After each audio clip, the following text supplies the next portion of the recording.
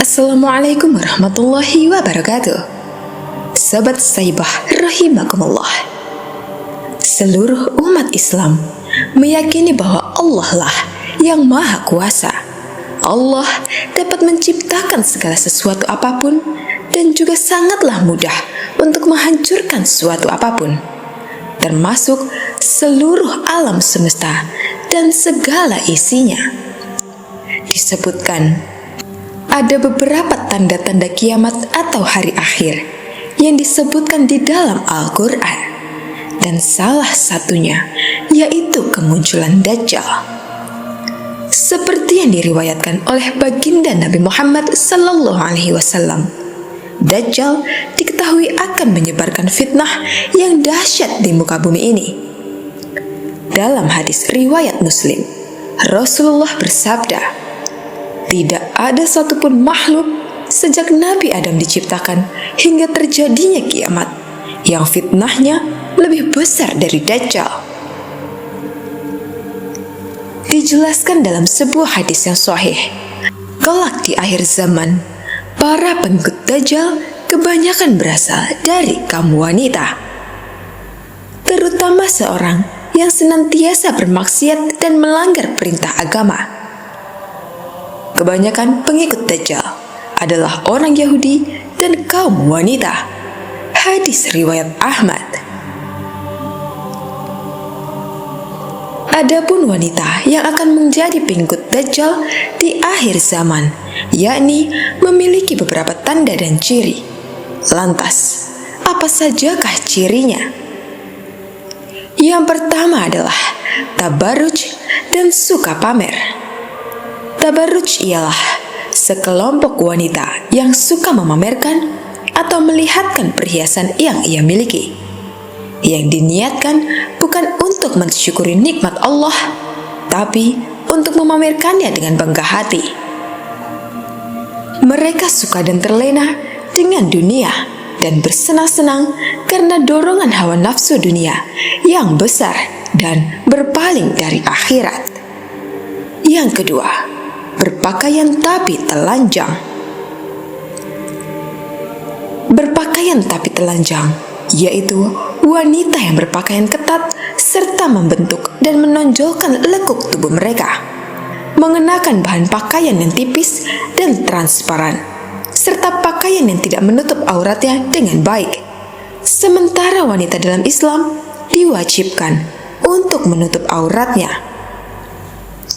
Yang ketiga, kufur kepada suaminya.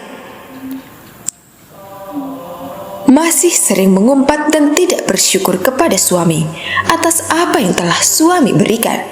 Padahal kewajiban wanita setelah menikah yaitu harus taat dan patuh kepada suami, memperlakukan suami dengan baik dan menjaga kehormatan suami.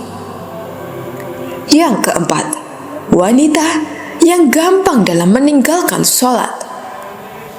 Wanita yang sering meninggalkan sholat dan meremehkan seruan adzan, maka termasuk pada pengikut Dajjal sebagai penghuni neraka.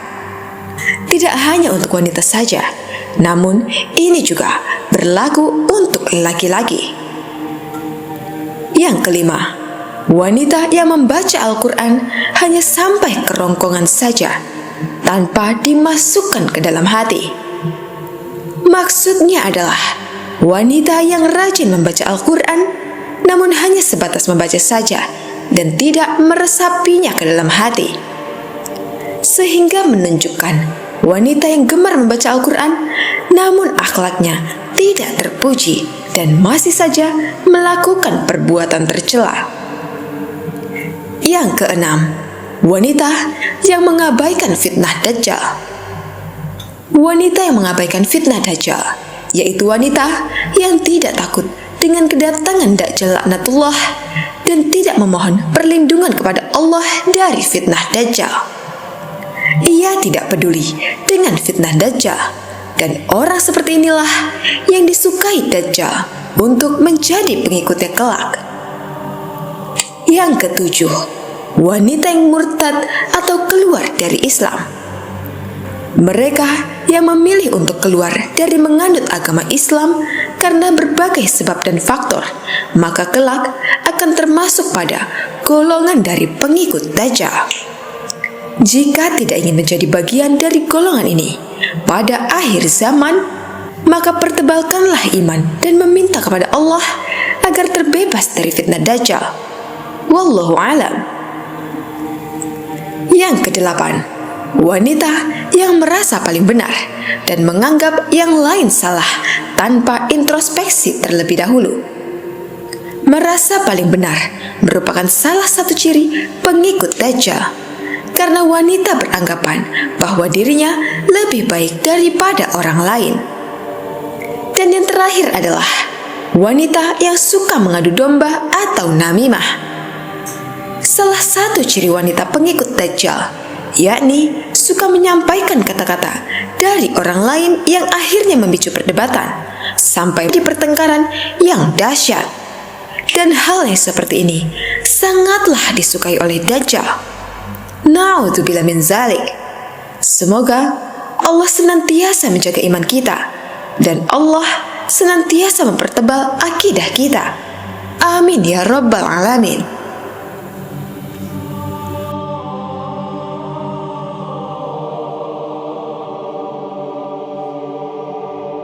Sobat Saibah rahimakumullah, keberadaan jin sebagai makhluk ciptaan Allah tidak berbeda jauh dengan manusia.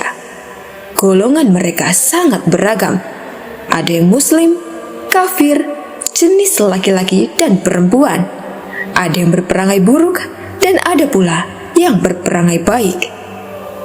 Meski tersembunyi dan kasat mata, jin dapat dilihat dan berbicara dengan Rasulullah. Dalam satu hadis, Nabi bersabda, "Sungguh, aku melihat setan-setan jin dan manusia lari dari Umar."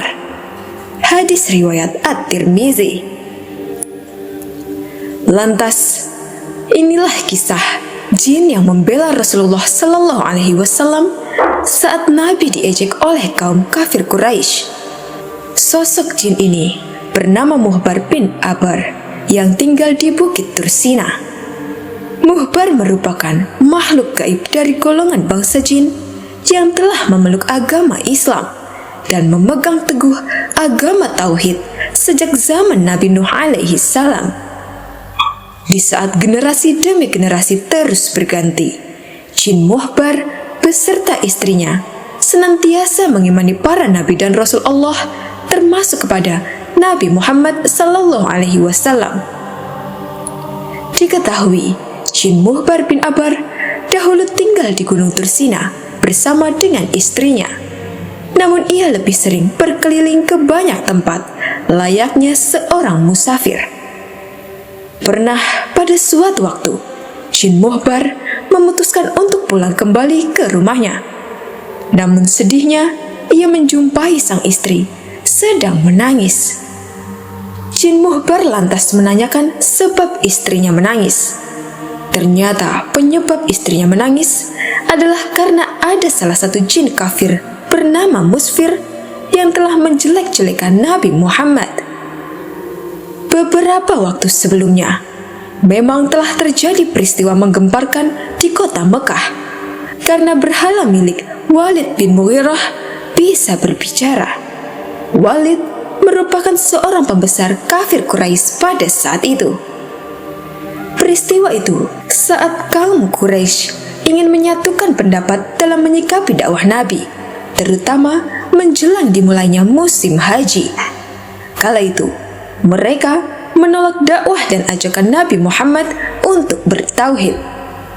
Berbagai isu pun muncul seperti menyatakan kalau Nabi Muhammad adalah dukun, penyair, penyihir, pengacau, provokator, radikal, anti kebinekaan, orang sinting, dan berbagai usulan lainnya. Walid menolak semua isu itu, karena semua itu sangat jauh dengan kenyataan yang ada pada pribadi dan perilaku Nabi Muhammad. Kaum kafir Quraisy meminta usulan dari Walid. Ia meminta waktu 3 hari untuk memikirkan jawabannya. Dalam waktu 3 hari tersebut, Walid bin Mughirah melakukan penyembahan kepada berhalanya yang bernama Hubal. Walid juga melakukan tirakat, seperti tidak makan, minum, dan juga tidur. Kemudian ia juga memberikan persembahan yang luar biasa kepada berhala Hubal. Setelah 3 hari, Walid berkata kepada berhala Hubal, "Wahai berhalaku, demi penyembahan yang aku lakukan dalam 3 hari ini, beritahu aku tentang Muhammad." Saat itu, jin kafir yang bernama Musfir masuk ke dalam berhala Hubal dan berkata, "Muhammad bukan nabi, jangan kau benarkan perkataannya." Ketika itu, jin Musfir juga menjelek-jelekan Nabi Muhammad hingga membuat Walid bahagia. Walid lantas mengabarkan berita itu kepada orang-orang kafir Quraisy. Kemudian keesokan harinya, mereka mengundang Nabi Muhammad untuk hadir dan berkumpul di halaman Ka'bah. Nabi Muhammad lantas menyanggupi dan datang bersama Abdullah bin Mas'ud.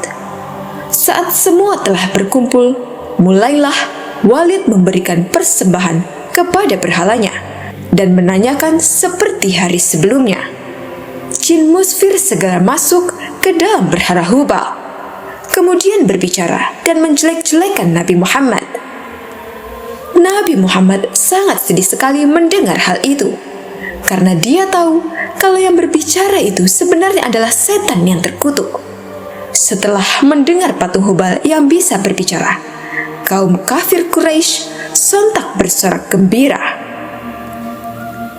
Jadi peristiwa inilah yang awal mulanya membuat istri Jin Muhbar menangis terseduh-seduh.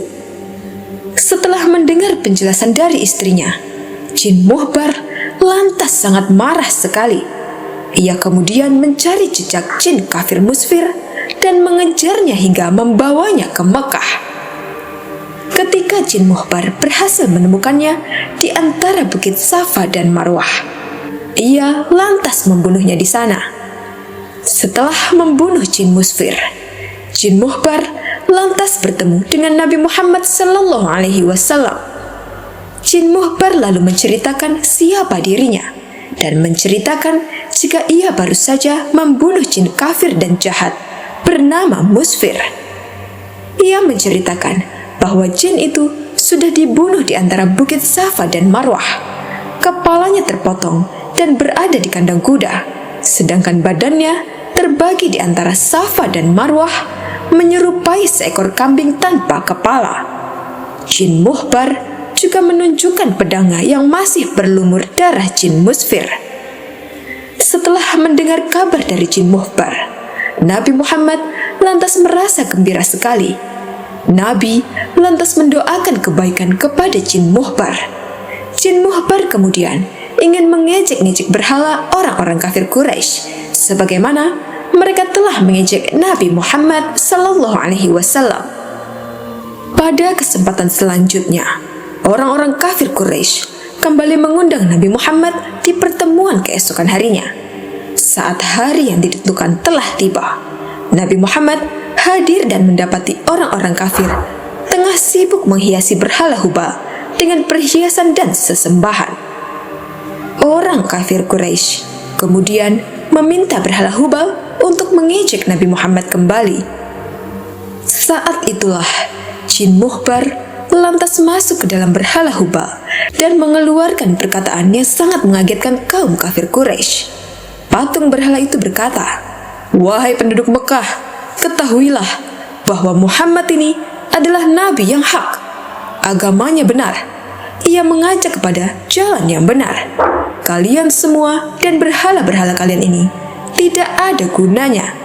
Jika kalian tidak membenarkan dan mengimaninya, maka kalian akan berada di neraka jahanam dan kekal di dalamnya. Ikutilah Muhammad. Ia adalah Nabi Allah dan makhluk terbaiknya." Setelah mendengar perkataan aneh dari berhala Hubal itu, Abu Jahal lantas bangkit dan membanting patung berhala itu ke tanah sampai pecah berkeping-keping. Setelah melihat hal itu, Nabi Muhammad lantas pulang dengan hati yang gembira. atas perjuangan jin muhbar. Nabi Muhammad lalu memberikan nama baru kepada jin muhbar, yaitu dengan nama Abdullah bin Abar. Jin muhbar ini lantas sangat gembira atas pemberian nama baru oleh Nabi Muhammad. Ia bahkan menyenandungkan syair untuk membanggakan nama barunya dan perjuangannya dalam membela Nabi Muhammad. Semoga kisah ini bermanfaat dan bisa menambah rasa cinta kita kepada Nabi Muhammad. Dan semoga kita semua mendapat syafaat beliau di akhirat kelak. Amin ya rabbal alamin.